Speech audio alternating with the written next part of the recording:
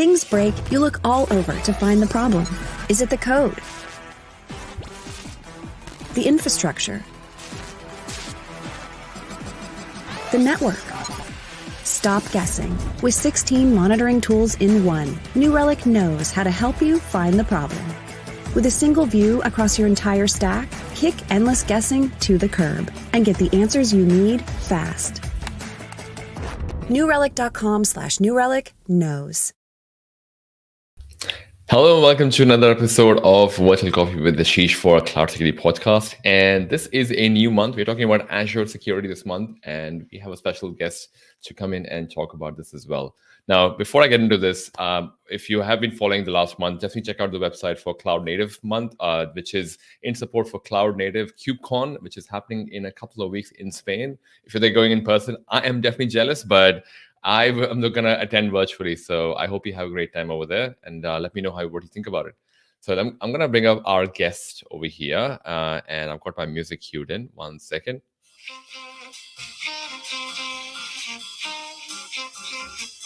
Hey, Paul, welcome. How are you? Hi, I'm great. Thanks, Ashish. And, thank you so much for having me on the show. I really appreciate you inviting me. Not a problem. We've got some people coming online as well. Hey, Vineet, thanks for coming in, man. The first question, what's the story behind the music? It's twofold. So firstly, it actually inspired me to learn the saxophone. And I played saxophone for quite a few years and very much enjoyed that. So that's part of it. And the other part is it's Girl from Ipanema. And I had the good fortune to actually have a business trip to Rio de Janeiro. So not many people get business trips to Rio de Janeiro. Yeah, but I did, and that was a great business trip. And one of the things that we did was walk on Ipanema Beach and then go to the bar where Girl from Ipanema was actually written by Gilberto. So, oh my God, yeah, that's why I chose the music. That is pretty awesome. Well, I mean, yeah, I can see why it had a special place, and I'll probably leave the name of the song as well for people who may want to check that out as well. But I just want to say welcome and thank you for staying up late for us. No, thank you. I can imagine the UK time is not the most friendliest, but I appreciate you hanging out late with us. So maybe the first place to start could just be the fact. Could you tell us a bit about yourself in terms of where you are today and your professional journey so far? Yeah, sure. So I've been in cybersecurity, well, IT security and then cybersecurity for over 20 years. And around 7 years ago, I was working for a government department in the UK, and we decided to migrate one of the biggest and most important applications and systems in the UK to public cloud. And that's when that convinced me to just concentrate purely on cloud security. So from about 7 years ago, I've done nothing else. I haven't taken on any work apart from cloud security work. So that's sort of how that started. And so I started off, as many people in cloud do, with Amazon Web Services, AWS. And then about 3 years later, I went for an interview for a job. And at the interview, I didn't actually ask what cloud it was. So and then I got the job, got the position, and then turned up at work the first day. And I just sort of assumed it would be AWS. And so the first meeting I had with everybody, I said, oh, yeah, what cloud are we having this digital transformation to? And they said, oh, Microsoft Azure. And I said, oh, okay, then, fine. And then I had a little bit of experience with Azure. By the way, I mean, I know that a lot of people, including Microsoft, say Azure. But for some reason, I think maybe being from the UK, I just say Azure. So, please forgive me. No, it's the same in Australia. We're saying the same Azure as well. We're not really Azure. Well, fair enough, but maybe whatever. Yeah. So anyway, so then I spent a couple of years working on Azure and learned all about Azure security. So that was really good, and also developed a course on it. And then about 2 years ago, I had the good fortune. Well, it's partly good fortune and partly a conscious decision to get some experience in Google Cloud Security, working for one of the banks, one of the major banks in the UK that is doing a digital transformation journey to the cloud. And so then what I'm now doing is multi-cloud security. Yes, multi-cloud security. And maybe that's a good segue, because now from multi-cloud security, we're talking about zero trust as well. So maybe a good segue is to level the playing field for everyone. what is zero trust according to you, and why is it so popular? Yeah, well, it really has been the one of the buzzwords for the last year, hasn't it? But actually, it's not really quite. It's not like it's just arrived. Actually, this sort of the concept has been around for a while. So about the time that I started in IT security, 20 years ago plus, in those days, everybody. This may seem strange, but everybody came into the office and worked in an office and on company laptops, desktops. And that was about it. And then occasionally, sometimes people had VPNs to connect in, and the laptops had antivirus on, and that was it. So, and in those days, that was considered secure. And actually, it at the time that was a reasonably secure way of doing everything. So the idea was have a really hard perimeter and then trust everything inside the network. And of course, now, even more so after the pandemic, we're all working from home. We're connecting in any device. And there's really no such thing as a secure network anymore, because the attackers have become more, cleverer with their techniques, and they can quite easily get into different networks. So we can no longer trust those hard boundaries. So as I see zero trust, it's really about making decisions on who to allow, who and what and when to allow access. So evaluating somebody's identity, the device they're connecting from, the location they're connecting from, and the conditions, circumstances of that device, then making a decision, should we allow access or not, depending on what information, application, data or systems they're trying to access. So a much more intelligent, fine-grained decision. And that then means that anybody can connect from anywhere, and usually it means you don't need the more traditional VPNs either, which is good from a usability point of view if it's all done well. Yep. And so to your point, then the reason we got this buzzword popular is also because of the whole pandemic and work from home kind of being, I guess, spreading more often, and more people, the whole hybrid normal or whatever they're calling it now. That's what's triggered the need for zero trust to get so much attention. Yeah, no, I think that's absolutely right. So, and also the move to more and more applications being in the cloud and less applications being on premise. And people's expectations are now that they should just be able to open the web browser or just connect to what they need to connect to. So there's a strong user expectation as well of ease of use. But the question is how to do that securely, and how you can do that securely is with a zero trust solution. But that's easier said than done. Yeah. So what would you say are some of the fundamental components of implement? And because we're talking about Azure as well, if one is thinking of doing a zero trust implementation in Azure, what are some of the components that you kind of would have to think about from a zero trust perspective in Azure? Yeah, sure. So one of the most important centerpieces of any zero trust solution is identity. So that's really core to the starting point, because who should be allowed access to this particular data. So so Microsoft has Azure Active Directory, which is abbreviated to Azure AD. And for anybody who doesn't know, Azure AD is, I guess it sort of started out as a cloud version of the traditional on-premise Active Directory, but then has really ended up as almost quite a separate sort of product, completely different sort of service really, but it is still it's an identity provider. So Azure AD is quite central to the Microsoft Zero Trust sort of solution, and Azure AD is used as the identity source for both Microsoft 365, which used to be Office 365, so that's your Exchange, email, SharePoint Online, Teams, and those productivity applications.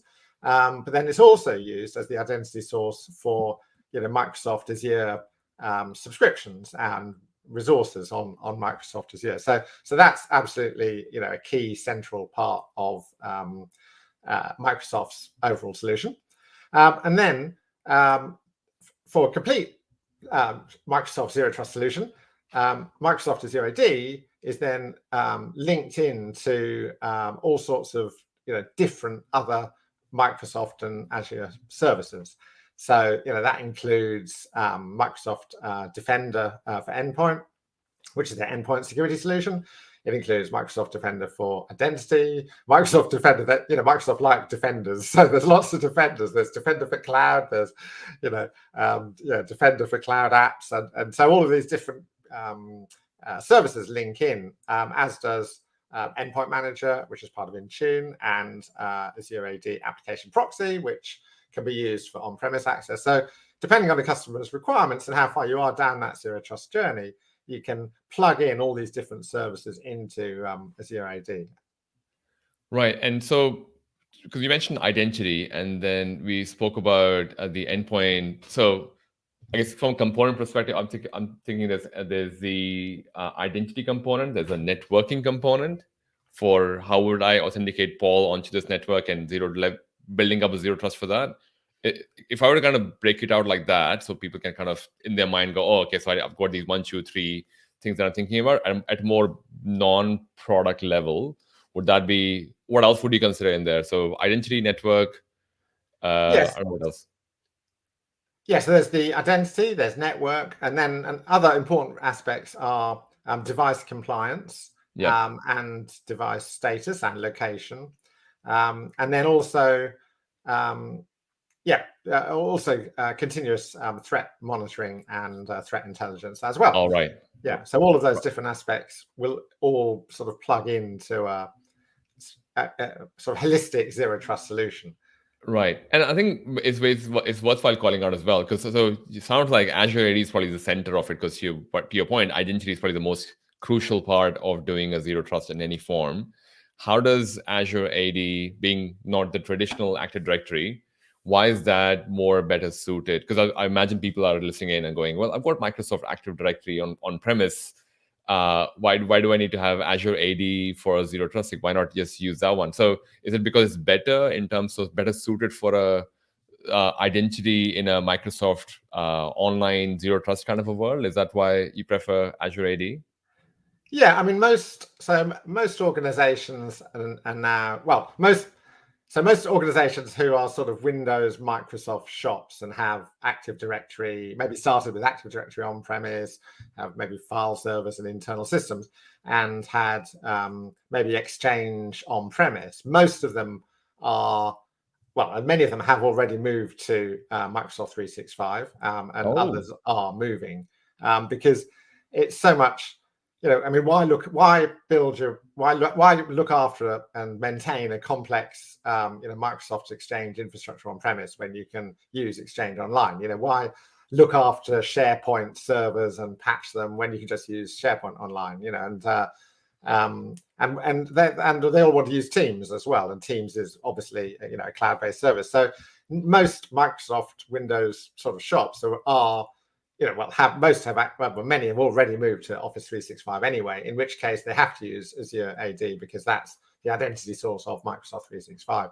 But the good news is that that doesn't mean you have to get rid of your on-premise domain controller and Active Directory, because as you'd expect, Microsoft has all sorts of tools to sync identities from the on-premise Active Directory to the cloud, namely Azure AD Connect.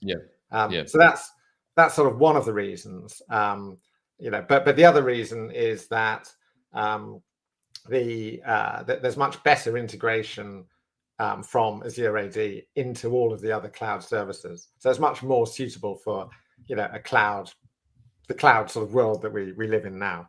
I guess the other key component of Azure AD when it comes to Zero Trust is a security feature called conditional access. And conditional access is where you actually set the policies, the Zero Trust policies and decisions, because that's where you're saying this particular user group is allowed to access this application and get access to this data, but only if they're coming from a corporate device, from a particular country, and their device hasn't got any evidence of, being of malware, for example.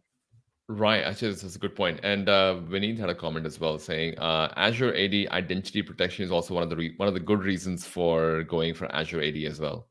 Yeah, no, that's a really good comment, Vineet. So thank you for highlighting that. And yeah, identity protection is a great one of many great features of many great security features of Azure AD. One point to just mention before I forget, just to be sort of clear with everybody, is like when you start using Azure AD, you might think it's secure out of the box. Unfortunately, it isn't, and there's no disrespect to Microsoft or anything.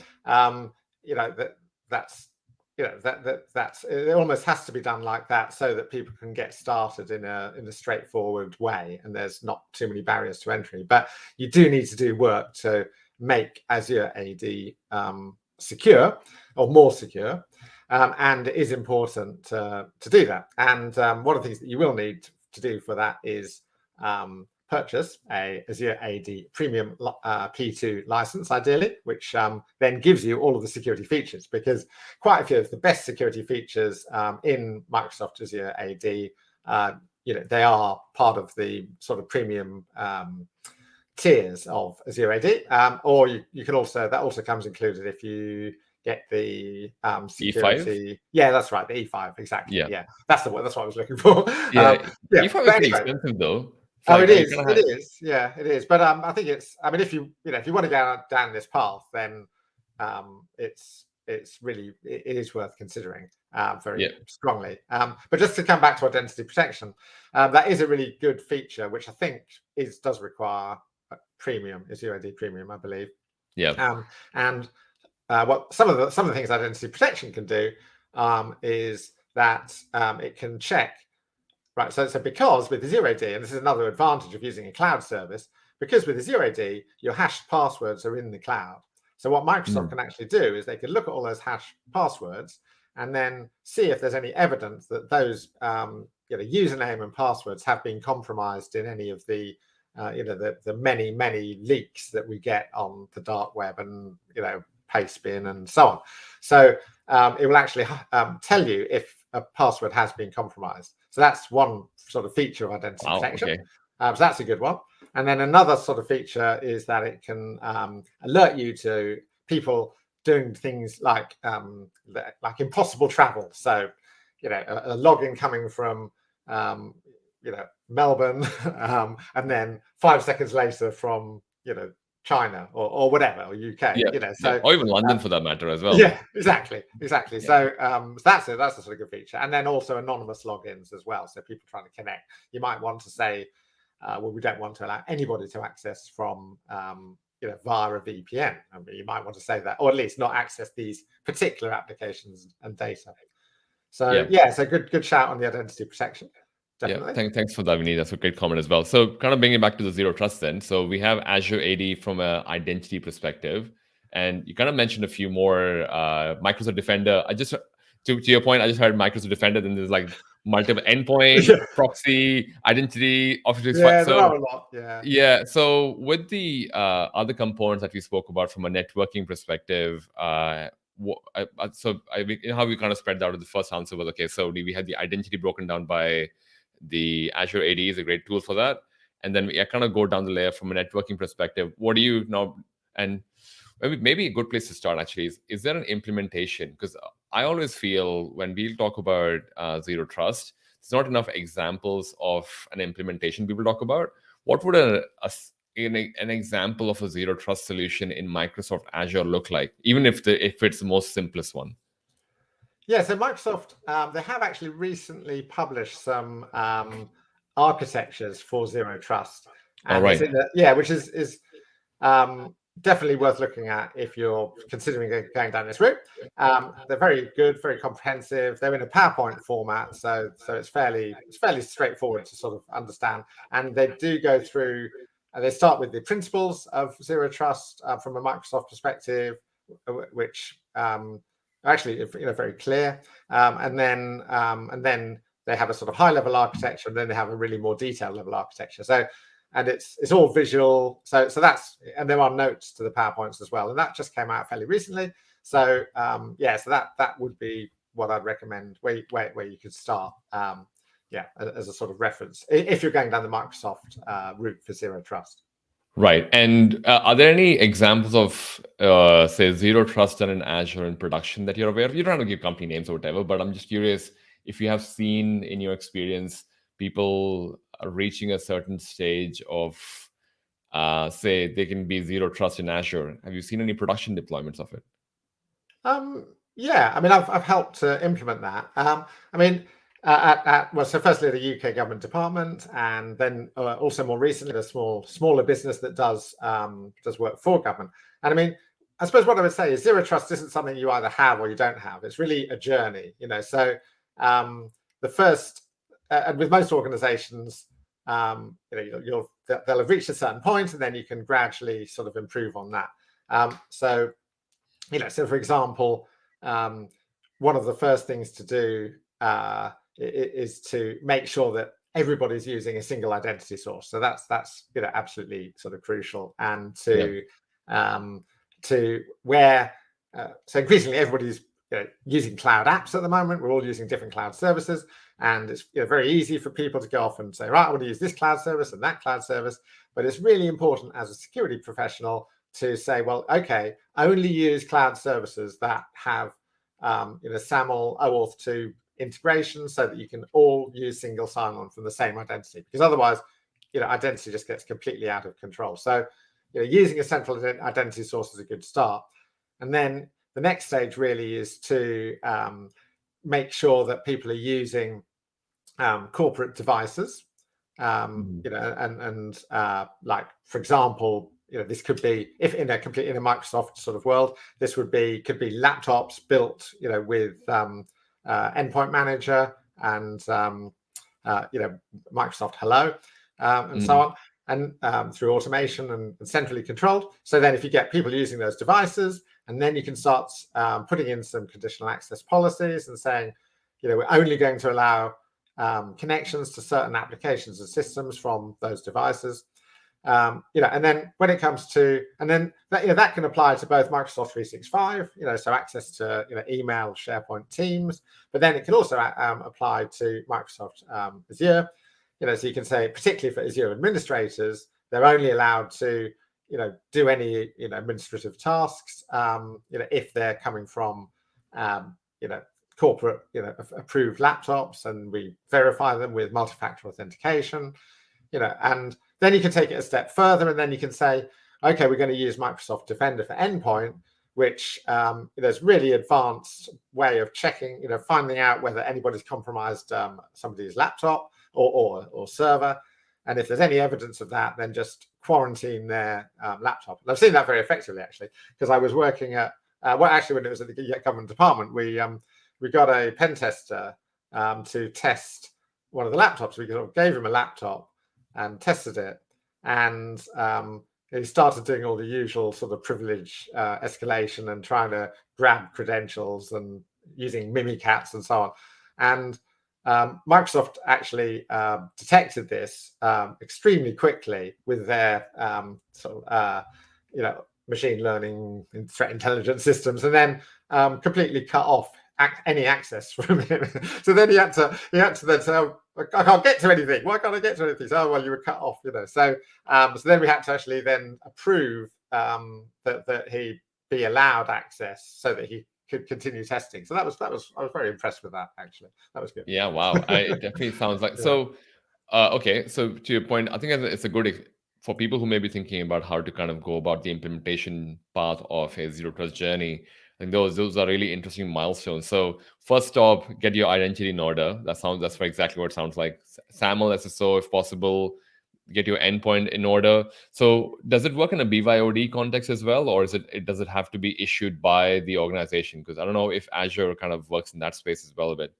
Oh no, Microsoft and Azure AD absolutely does, particularly with Endpoint Manager, which is also known as Intune.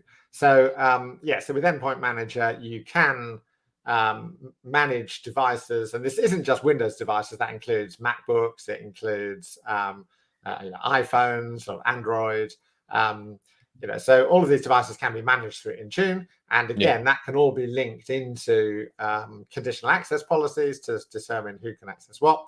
And then also for those, so there's sort of two options with Microsoft Endpoint Manager. So one option is to actually for the corporate to manage the device, Now, not everybody's comfortable with that from a BYOD because they say, "Oh, I don't want my company. Why should they manage my device?" So in those situations, they do have an alternative, which is called, I can't remember it, MAMWI. So Mobile Application Manager Without Enrollment. Yes, I think that's right. MAMWI, Mobile Application Management Without Enrollment. So what that basically means is securing the apps, but not securing the whole device. I mean, that's the way of putting it. Right. And that particularly works. It works very well for Microsoft apps, and there's some other apps, third parties that have integrated with this system as well. So, so that's a way that you can, for instance, get email onto your device, and then you can also use another Microsoft service, Microsoft Information Protection, which can actually encrypt data on, within at an application level. So then you can do things like, stop forwarding of emails to a personal account, or prevent people from printing off, something from a Word document. So you can do things like that if you want to as well. So lots of options. Sounds like data is also a really important part of the whole zero trust space, because essentially that's the crown jewel that we're trying to protect as well.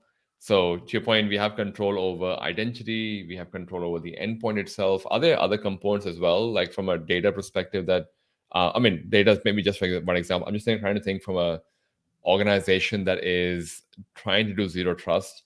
Once they have control over identity, once they have control over endpoint, the network component, probably the only thing you're looking for at that point is, hey, is my data, is there any DLP kind of a thing that's going on?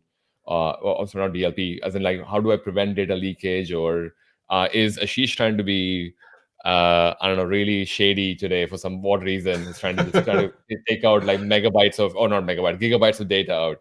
So I'm sure you'll never do that, Ashish. You wouldn't do that. You're too nice. I know. I'm pretty sure, but that my alter ego might actually suddenly decide to do this. Apparently, coming on all the way from China as well, because I was just in Melbourne before. So are there considerations around that as well in the zero trust space? Oh yeah, absolutely. So at the moment we're mainly talking about Microsoft. So on the Microsoft side, there's Microsoft. The one thing I will say about Microsoft, particularly recently, is they do keep changing the names of things, particularly the last year. So I'm really trying to keep up with it. But I think the latest name is Microsoft Purview, Purview, which is like I think it did previously had a different name, but it used to be Azure Purview, but now it's Microsoft Purview. And what that can be used to discover and classify data. So there absolutely are services where you can discover and classify data, and that's both on-premise and in the cloud, and both in Azure Storage, in Azure SQL databases. So you can discover and classify data, and then you can, depending how far you want to go, you can then make decisions on, both from an access point of view, who can access that data, but then also, does certain data have to be encrypted, and so on. So, and then, you mentioned briefly DLP, which is slightly different, but there is also a Microsoft DLP solution in the cloud, and services that help to secure cloud apps as well, which is important. Right, and everything. I imagine everything comes with the whole E5 license as well. People who, most enterprise usually are E5 licensed as well. And it is. If you want to go down this whole path, that you do need that. You do need that. Right. To get all the functionality. So would you say there are the zero trust implementation in the Azure space doesn't need to be predominantly using Azure components? There could be external third-party components as well in there. I guess every vendor that you speak to out there is trying to solve zero trust as well. Do you see other third-party vendors into this? Obviously, there's two camps for everything. One is the fact that we want to be fully Azure, use only Azure services, and do everything over there. Don't care, which is very what people say, quote unquote, cloud first kind of companies. And there might be companies which have been there for years, some of the institutional companies out there that have been there for 20 plus years before cloud even existed. They bought all these third-party tools, and now they're starting. They hear Paul talk about this on the podcast and go like, okay, I'm going to do zero trust, but I've got all these third-party softwares that I've already bought from before. Are there is it practical to go down the path of using a third-party vendor as well, or do you recommend people who are trying to do zero trust in Microsoft Azure to use Azure services to build a zero trust solution? I think it was a long question, but hopefully that made sense. In terms of, do you have a preference for sticking with only Microsoft provided services, or can there be a good balance between Microsoft services and vendors for a zero trust implementation? Yeah, no, that is a really good question, Ashish. And I think I would sort of lean towards just sticking with Microsoft, because all the different, well, for two reasons. So firstly, the feature set of the Microsoft security services has improved massively over the last 5 or 10 years. So whereas previously you sort of had to go to a specialist service, so for example, maybe email security and anti-phishing, for example. So maybe 10 years ago, most enterprises would go to a third party for that because they felt they needed to get the full sort of functionality and reliability that they were sort of expecting.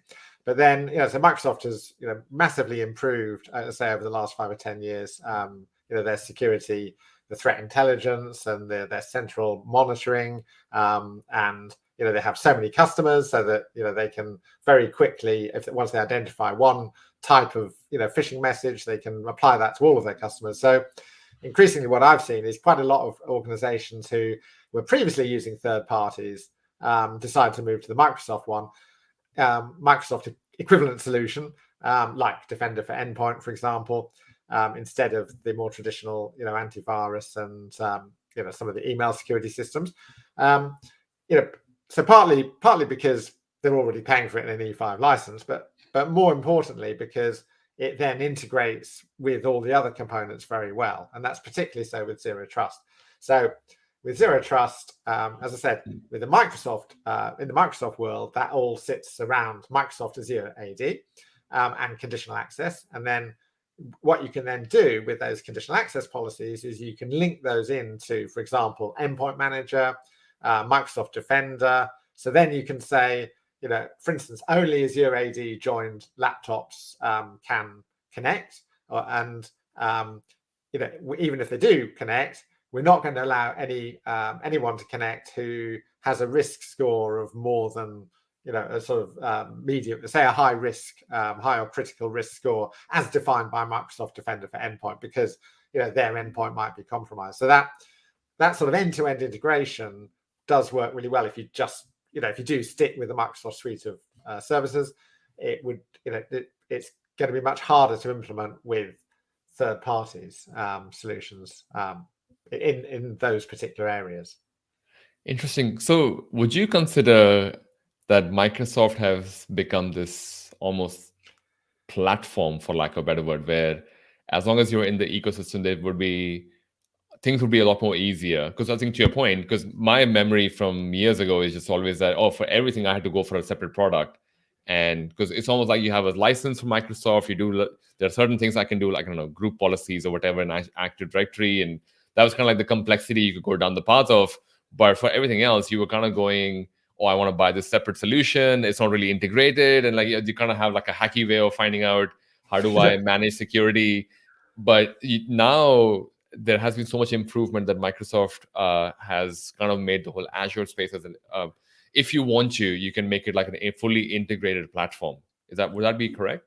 Yeah, I would say so. Particularly on the Microsoft 365 side. So particularly on the endpoints of the Microsoft 365 and Azure AD, especially those sort of areas you could pretty much do pretty much everything that most enterprises want to do. There's a Microsoft service in that sort of ecosystem. Wow. If particularly if they're if that's where that organization's coming from, if they're coming from a Windows sort of background. And by the way, I mean, it's interesting. So most of the organizations I've been working with in this area they've sort of generally moved away from group policy. I mean, I've worked with group policy in the past, and oh my god, yeah, exactly. So now the way that people are moving is you don't even join your Windows laptops to an on-prem domain controller anymore. You join them directly to Azure AD, and then you have them managed by Endpoint Manager in Tune,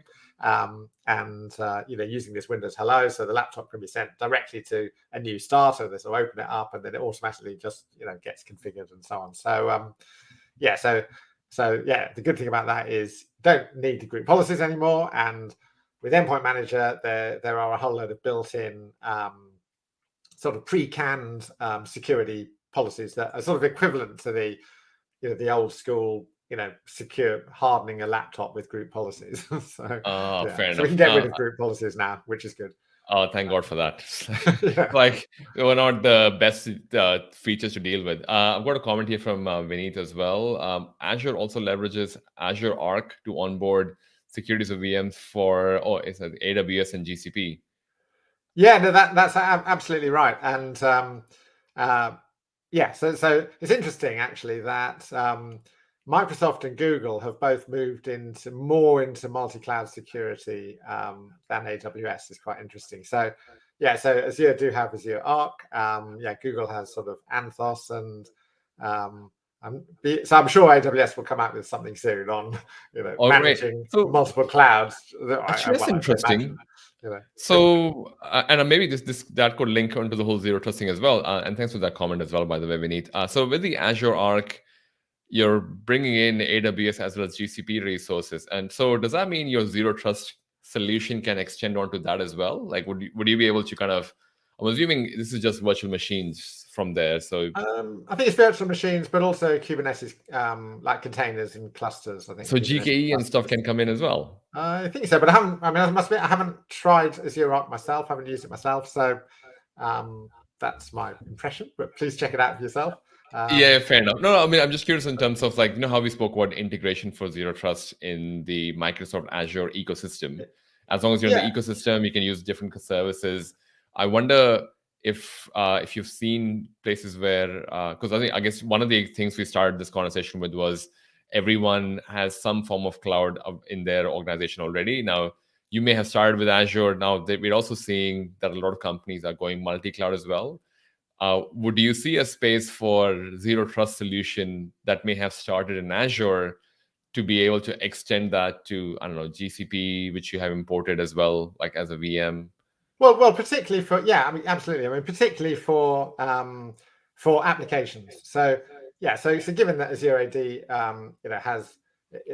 has the ability to connect applications that are running in any cloud, so long as they're SAML or OAuth 2 compliant. So and then you can apply the same conditional access policies and so on. So you could have an application and data in GCP. You could use AWS single sign-on, for instance, for logging in as an administrator to Amazon Web Services. But yet you could do that from Azure AD, and that's and I mean, I've actually done, implemented that at a couple of organizations, and I think gave a paper on that at the first Forward Cloud Sec conference, and a demo as well. So so absolutely, you can use Azure AD as the identity source and apply zero trust sort of policies, to control who can access, especially as an administrator or as an application user with clouds, that are running in GCP or AWS.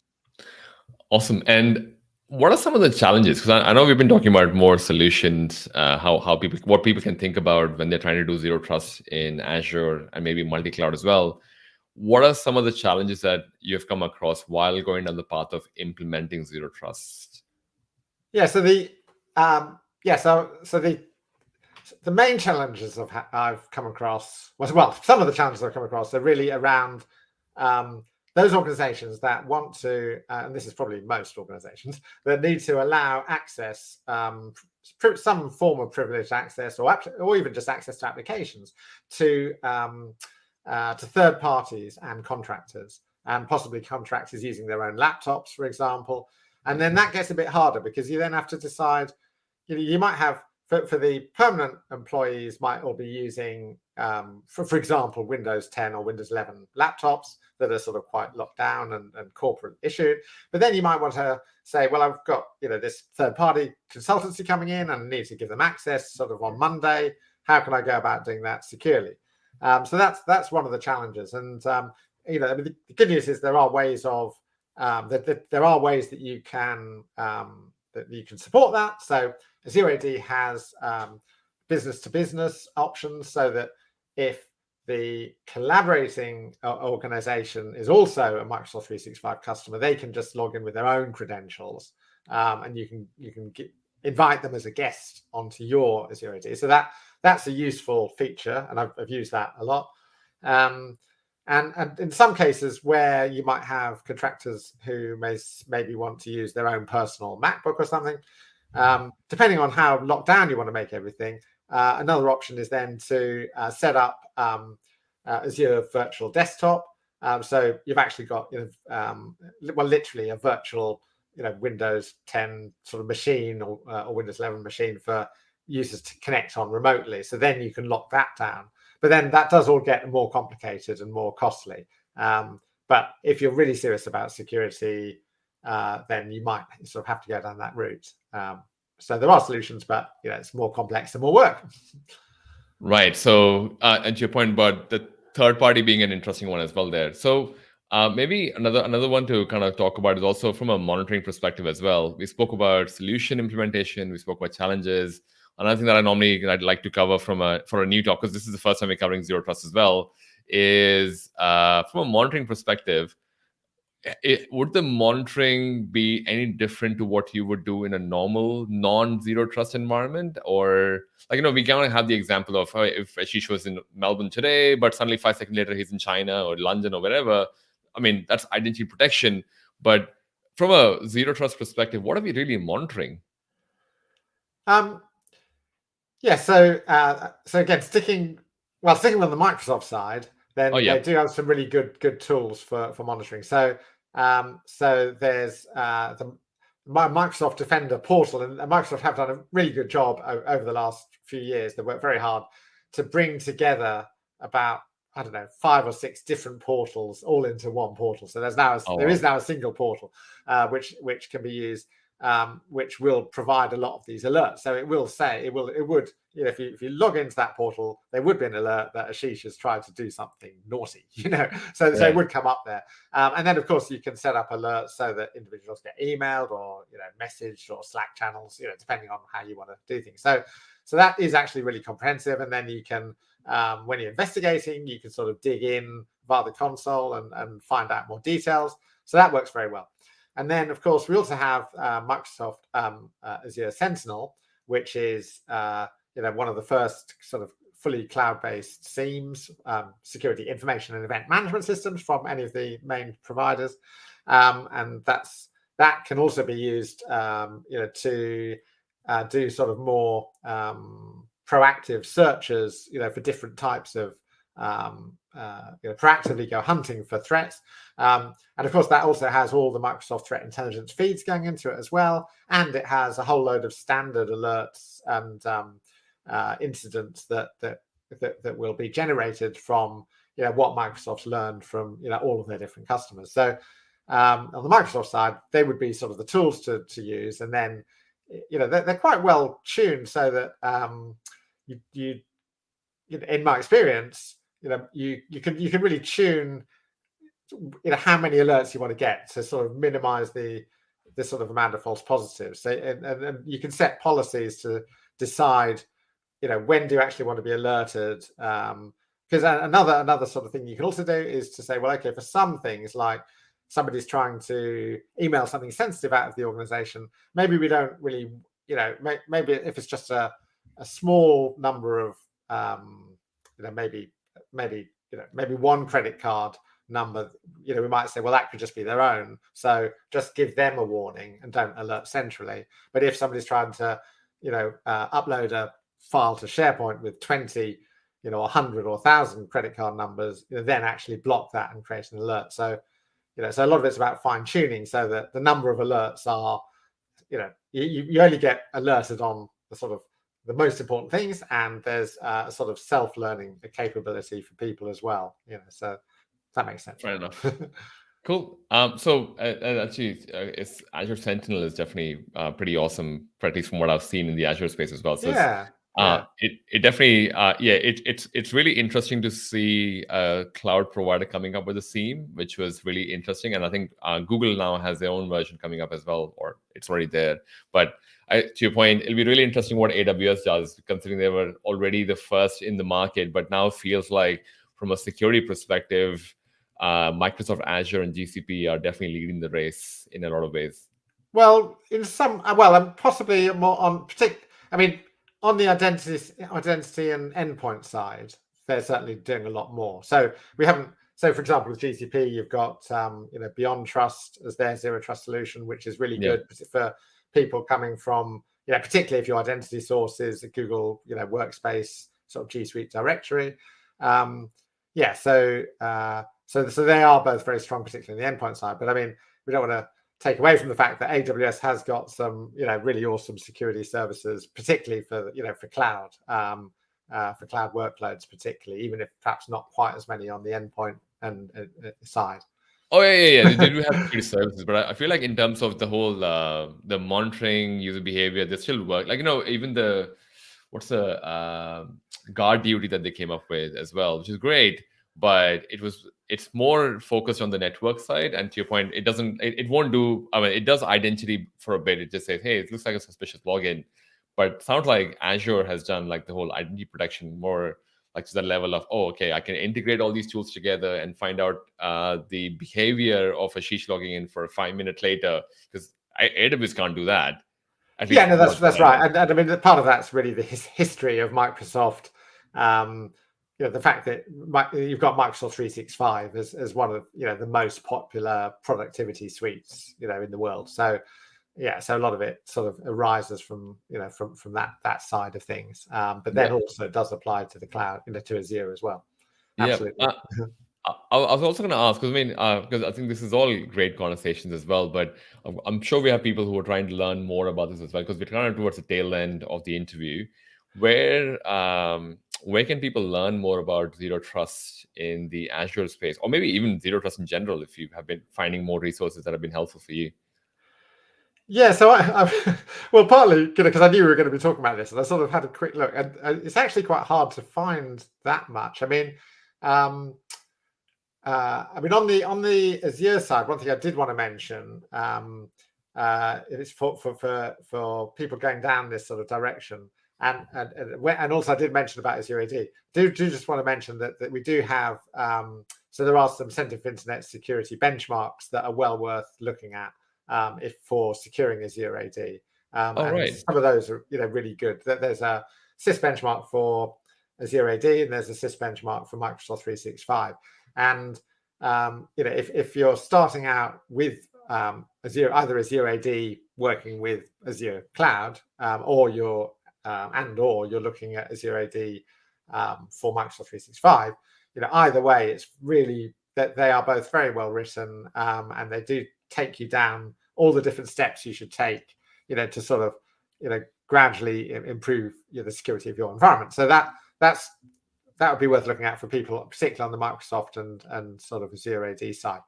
And then more generally, we think with zero trust, because it's a lot of organizations have come out with their products recently in zero trust. I mean, there's probably 20 or 30 or probably even more, but at least a large number of organizations that are coming out with this is the zero trust solution that will just buy it from us and everything will be fine. And so it is quite hard to get a sort of objective sort of view of this. But I mean, I guess what I would say is, for new organizations that are sort of wanting to go down this journey, what I would sort of say is, start off by thinking about your requirements. So, think about your users, the different user groups, whether you've got, whether you have got collaborators and contractors. Think about the devices you want to connect. Is this going to include mobiles as well as laptops and desktops? And think about the data and applications. And then also, start off with thinking about, what's your identity provider? And a good starting point is from a zero trust journey is whatever your identity provider is. So, if your identity provider is Microsoft Azure AD, then it's worth strongly considering the Microsoft sort of ecosystem for zero trust. If your identity provider is Google Workspace Directory, G Suite, and if you're more interested in GCP, it's well worth looking at BeyondCorp. And then, but also by all means do obviously consider and look at some of the many other offerings that are out there, some of which do look very good as well. So I think as this becomes a more mature space, there'll be more independent assessments. Like I looked, for instance, for I thought, is there a Gartner Magic Quadrant on this? And that there isn't yet, but I'm sure that there's one in progress. There is a Gartner report, but it just lists about 20 companies, so it doesn't really give any advice as to talking about Gartner and their love for acronyms and Gartner. I guess the Gartner quadrants.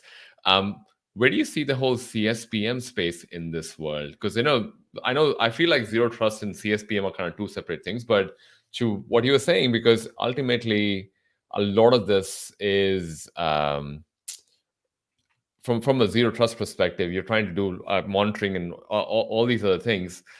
Do you feel like the CSPM space, for people who maybe have a mature Zero Trust practice, does CSPM still play a role in there? A Cloud Security Posture Manager or a Kubernetes Security Posture Manager?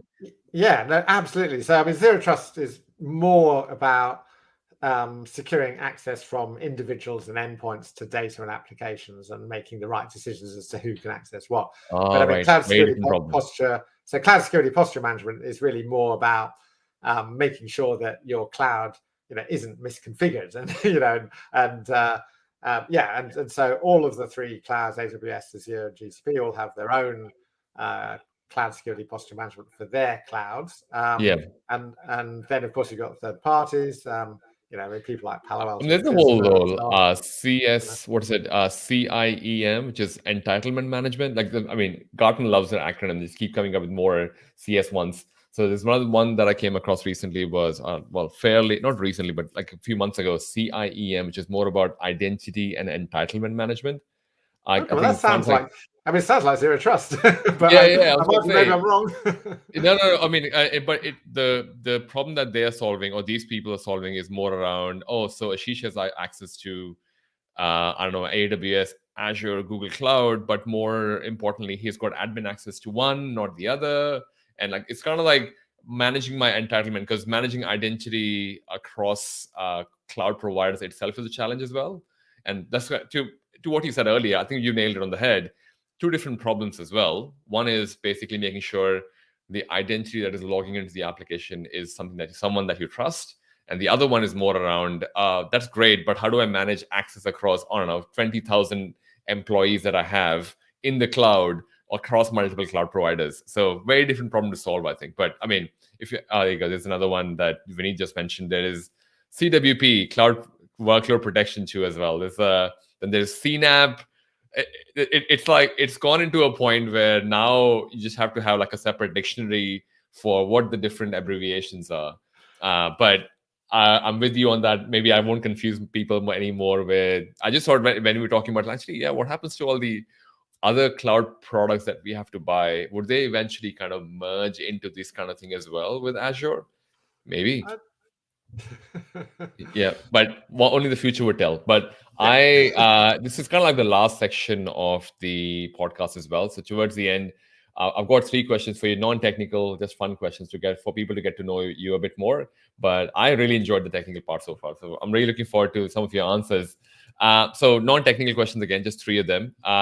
First one being, what do you spend most time on when you're not working on any of the cloud or Zero Trust?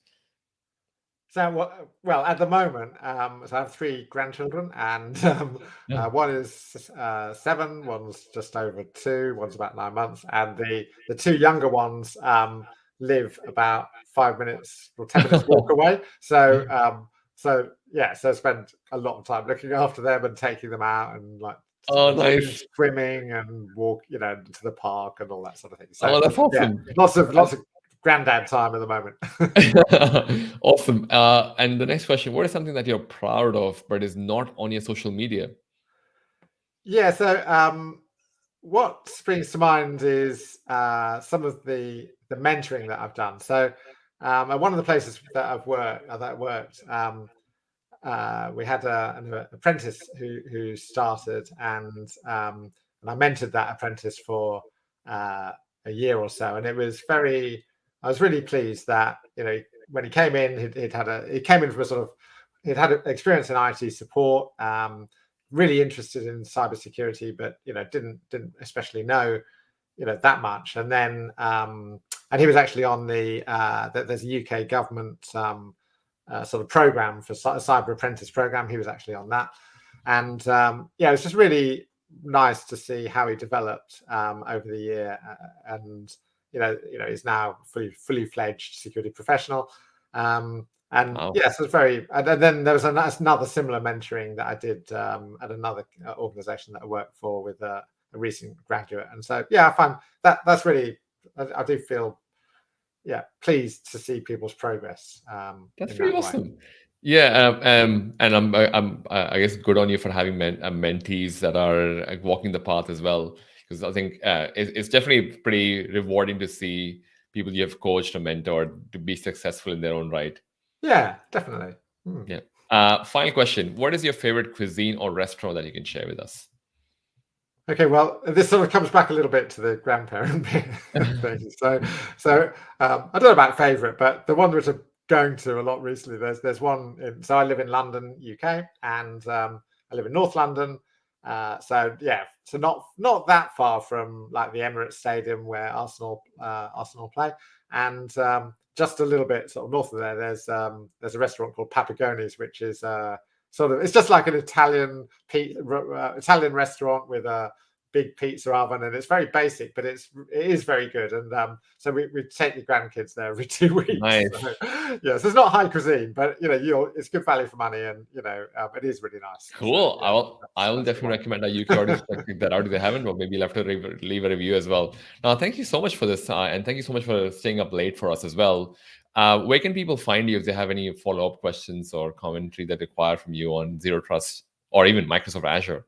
Yeah, or even GCP and AWS. So I do work on all that's of them, right. but Where can people find you? Anything cloud security. So probably LinkedIn is probably best. So you can easily find me. There's only one Paul Schwarzenberger that works in security.